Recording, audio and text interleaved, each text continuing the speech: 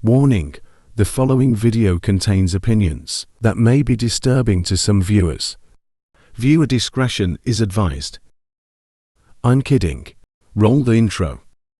So in this video, I want to talk about 90 Day Fiance the Other Way. And I think today I'm going to touch on all of the couples because everybody's got a little bit of something going on. But let's talk about Kris and Jamie, Rishi and Jen, Debbie and Osama, Nicole and Mahmoud, and Danielle and Johan. I also want to talk about Isabella and Gabe because, I don't know, Gabe, dude, completely unprepared. Let's get into it.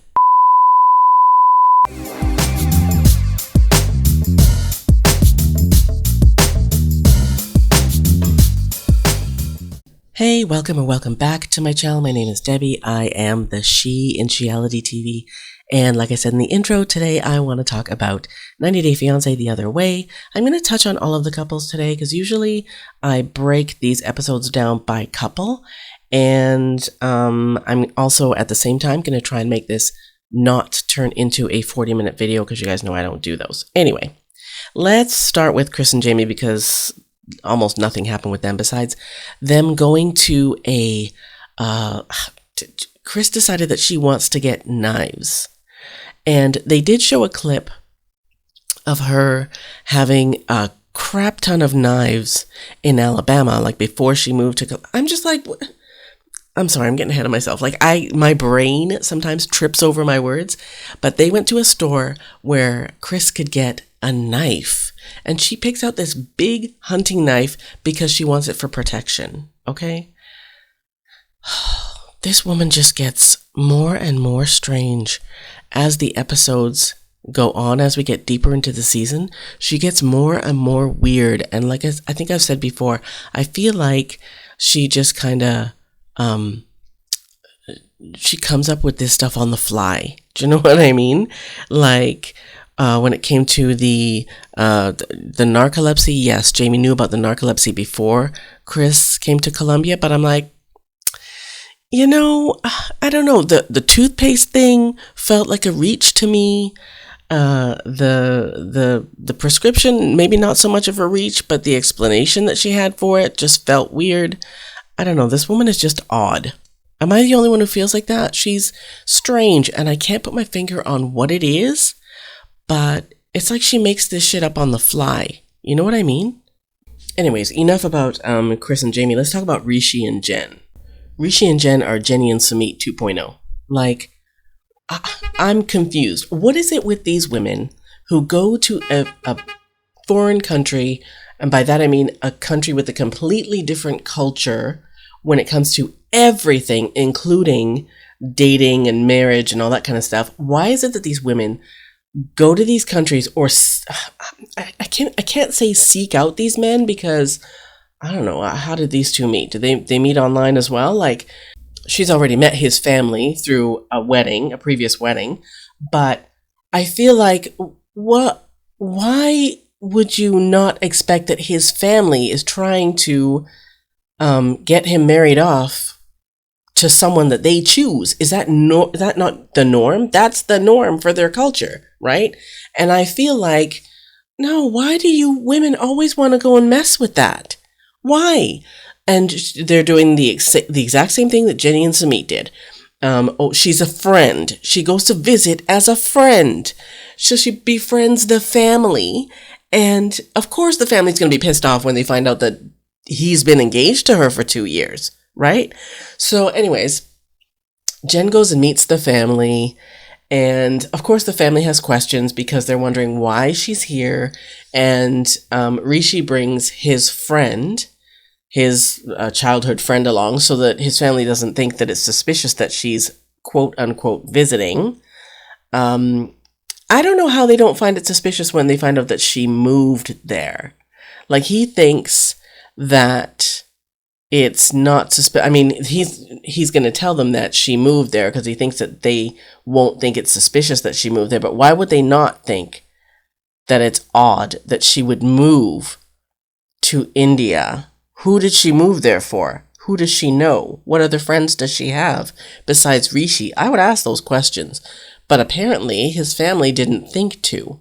So she sits down with his family and she starts asking questions about the parents trying to find someone for Rishi to marry because naturally they want him to be in an arranged marriage, right? She starts asking all these questions and you can see Rishi almost cringing, biting his lip, trying his hardest not to say, what the hell are you doing? Like, what are you doing? I feel like she doesn't have any right to do that. I feel like, yeah, he lied to her, but, what did you expect? What did you expect? Where do you think he comes from? Sacramento? He's from India, and she knows that that's their culture, right? Honestly, I take issue with these women who go to countries that have other cultures and try and change them or try to tell them that, you know, what's in their culture, what they've been doing in their culture for God knows how many thousands of years is wrong and they should make an exception for her. That actually pisses me off.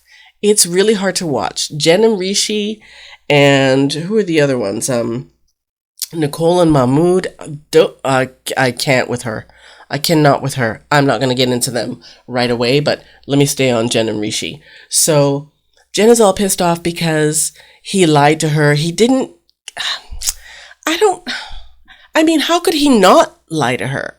I know that sounds crazy, but I feel like, bitch, you know what his culture is like. It's not like you have no clue. It's not like, you know, he lives in some far off unknown land with a culture that we've never heard of. You know his culture. He's told you about his culture. If he hasn't told you, come on, girl. Google is free. Why are you pursuing or holding out for a man whose family is trying to arrange a marriage for him? And I feel like her going there and going all off script and asking all those questions about, you know, when are you trying to get him married, or how long have you been looking for someone for him to marry? And when the family says a couple of years, and she's like, he's been engaged to me for a couple of years. And I think, why has he been engaged to you for a couple of years when you know that in his culture, he's supposed to be in an arranged marriage? That is on you. Am I wrong? Am I wrong? I can't see myself ever trying to marry someone whose family is trying to arrange a marriage for him. Ever. I don't care what I can't even see myself trying to get into a relationship with someone who is in a culture where his family would be wanting him to be in an arranged marriage. That shit is too difficult. I'm not mentally or emotionally prepared for any of that. I'm just not. I'm not a patient person. I just feel like, you know what? Stuff is what stuff is, and I'm not going to go in and try and change it, right? And for those of you who are going to say, if you don't try to change things, things don't change. Well, you know what? Maybe I don't want the headache.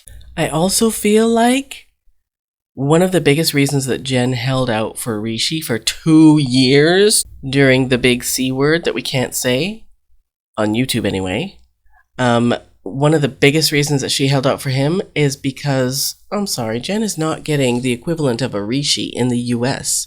Rishi's a decent looking guy, but she's not getting the equivalent of a Rishi in the US. Does that make sense? Am I wrong? It's like, you know, the whole, the ugly truth thing. And I'll put that video up here somewhere. But, you know, the ugly truth is that you can't get someone like that in your country, and that's why you went abroad. That's why you went to India looking for a really good-looking guy, because the fact that you're American, you feel like will work in your favor, because, I'm sorry, I know this is going to sound really bad, but she always looks to me like she's falling asleep. Does she look that way to anyone else? She always looks like her eyes are half closed, or like she's on something, right? I don't know. Her face just looks sleepy to me. Anyway, so she's asking all these questions and he's getting all nervous, and, you know, she's chapped because she feels like he lied to her, and I feel like he didn't have a choice. Like, okay, let's say he would have told her the truth. What would have happened then? What would she have done? She wouldn't have left him. She would have forced him to tell his family that he is engaged to her, which clearly he didn't want to do, right? I feel like in that situation, same like with Jenny, you know what? You deal with the hand that you're dealt. You knew what you were getting into, right? You know that you're getting into something with a man whose family wants him to be in an arranged marriage, but you still decided to get into a relationship with him. So you know what? You wait and see what happens. You know, if you force him to tell his parents, okay, you could force him to tell his parents, but then he'll be ousted from the family and it'll completely change his life, and he's going to live with you. Where is he going to live with you? I don't know. I don't understand women who go to other countries and rather than, getting along, right? Adapting to the culture, they want everything to change for them. Yeah, it pisses me off. It always will. Jen going to India to be with Rishi is no different. Anyways, enough about Jen and Rishi. Let's talk about Nicole and Mahmoud. Honestly, I don't like her. I'm sorry, I don't like her. And the reason that I don't like her is because she's another one of these women who leaves the US and goes to a country where women are not as liberated or independent as they are in the US and expects for things to change for her. She expects to be able to wear what I want to wear and go where I want to go. I want to meet my husband's friends. When that's not normal. Do you know what I mean? That's not how their culture works. But this is what she wants to do. And she wonders why she has problems. So Nicole and Mahmoud got married. And honestly, you guys, I feel bad for him.